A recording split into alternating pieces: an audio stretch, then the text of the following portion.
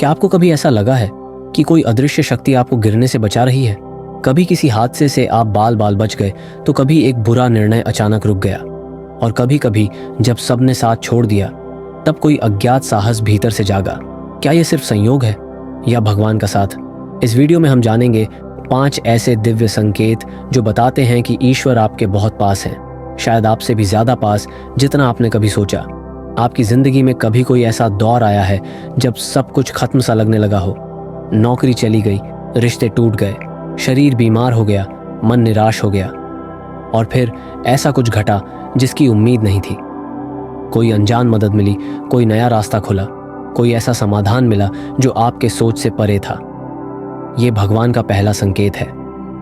मैंने तुम्हें नहीं छोड़ा, मैं अभी भी तुम्हारे साथ हूं। श्रीमद् भगवद गीता में श्री कृष्ण कहते हैं, तम सततम कीर्तयन्तो मां। जो मुझे हर समय याद करते हैं, मैं उनकी रक्षा खुद करता हूं। जब सब कुछ गिर जाए और फिर भी आप उठ खड़े हो, तो समझिए कोई है जो आपको थामे हुए है। क्या आपने कभी एक ऐसा अकेलापन महसूस किया है जहां बाहर कोई नहीं होता, लेकिन अंदर कोई बहुत शांति से बैठा होता है? आप अकेले होते हैं लेकिन घबराए नहीं होते। कोई बात नहीं कर रहा, लेकिन मन में एक स्थिरता होती है। ये दूसरा संकेत है। तुम्हें दुनिया छोड़ सकती है, लेकिन मैं तुम्हारे भीतर हूं। कभी कभी भगवान हमें अकेला इसलिए कर देते हैं ताकि हम दूसरों की नहीं, उनकी आवाज सुन सके। अकेलापन ईश्वर का निमंत्रण है भीतर आने का, क्योंकि जब सारी आवाजें बंद होती हैं तभी आत्मा की आवाज सुनाई देती है, और आत्मा की आवाज भगवान की ही होती है। अब आप सोच रहे होंगे, बुरे कर्म का फल जल्दी मिलना कैसे ईश्वर का साथ है? सुनिए, जब कोई व्यक्ति बुरे कर्म करता है और उसका फल जल्दी मिलने लगता है, तो ये दर्शाता है कि ईश्वर उसे सुधारने में लगे हैं। यही तीसरा संकेत है। मैं तुम्हें अभी ही रोक रहा हूं ताकि तुम और गहरे न गिरो। जब आप किसी को धोखा देते हैं और तुरंत आपकी नींद उड़ जाती है, जब आप झूठ बोलते हैं और अगले ही दिन अपमानित होते हैं, तो समझिए ईश्वर आपको चेतावनी दे रहे हैं। वो आपको खोना नहीं चाहते। गीता कहती है, यदा यदा ही धर्मस्य ग्लानिर्भवति भारत। जब जब अधर्म बढ़ता है, मैं आता हूं। कभी कभी वो बाहर नहीं आते, वो हमारे भीतर आते हैं और हमारे विवेक के रूप में बोलते हैं। क्या आपने कभी ऐसा महसूस किया है कि आपने कुछ गलत किया, लेकिन बाद में आपको भीतर से गहरी बेचैनी होने लगी, और फिर एक मजबूत इच्छा जगी खुद को बदलने की? ये चौथा संकेत है। मैं अब तुम्हारे भीतर कर्म और विवेक के रूप में काम कर रहा हूं, क्योंकि अगर आपके भीतर अपराध बोध है तो आपके भीतर संवेदना जिंदा है, और जहां संवेदना है वहीं ईश्वर भी है। बहुत लोग गलती करते हैं, लेकिन हर कोई पछताता नहीं। अगर आप अपनी ही गलती से टूटते हैं, तो समझिए ईश्वर आपकी आत्मा में बोल रहे हैं, अब तुम तैयार हो बदलने के लिए। क्या कभी आपने किसी कठिन परिस्थिति में, किसी दर्दनाक अनुभव में बिना वजह एक शांति अनुभव की है? जैसे कोई आपको धोखा दे गया, लेकिन आप क्रोधित नहीं हुए।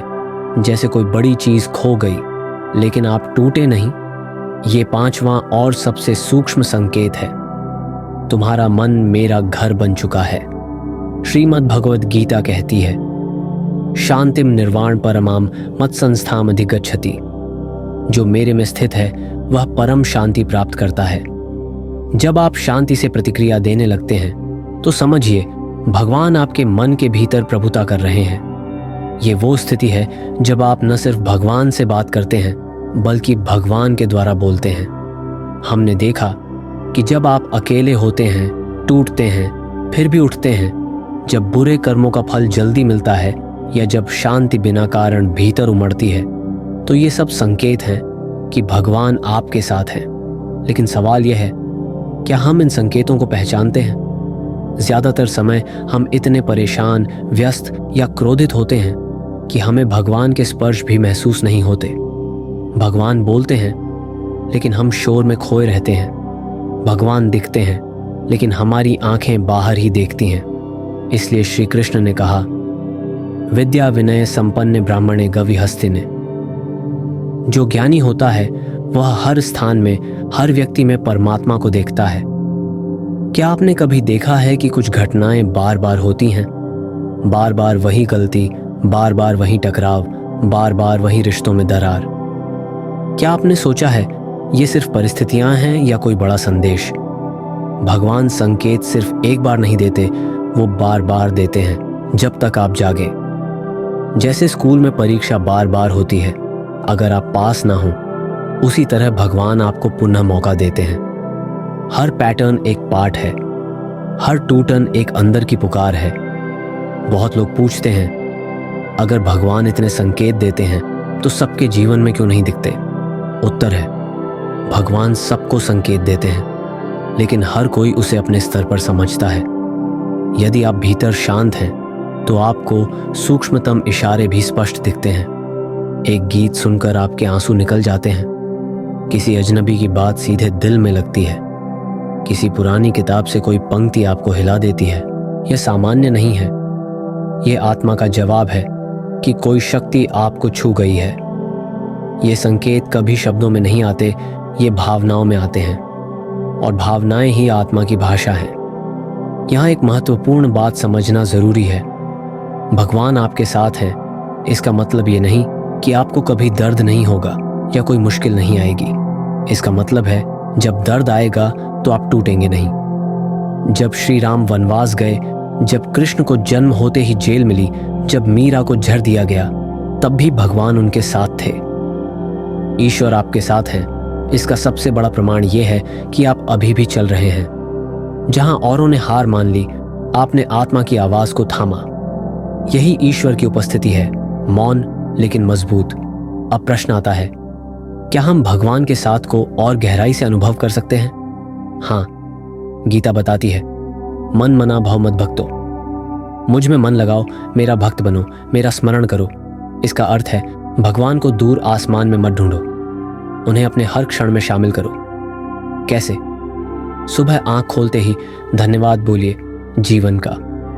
खाली समय में भगवान को नाम लेकर याद कीजिए जैसे कोई मित्र।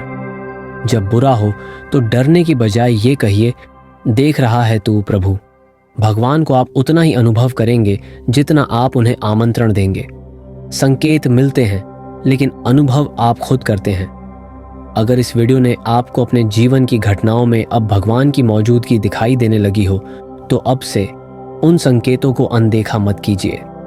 वीडियो को लाइक करें, शेयर करें किसी ऐसे व्यक्ति से जो टूट चुका है,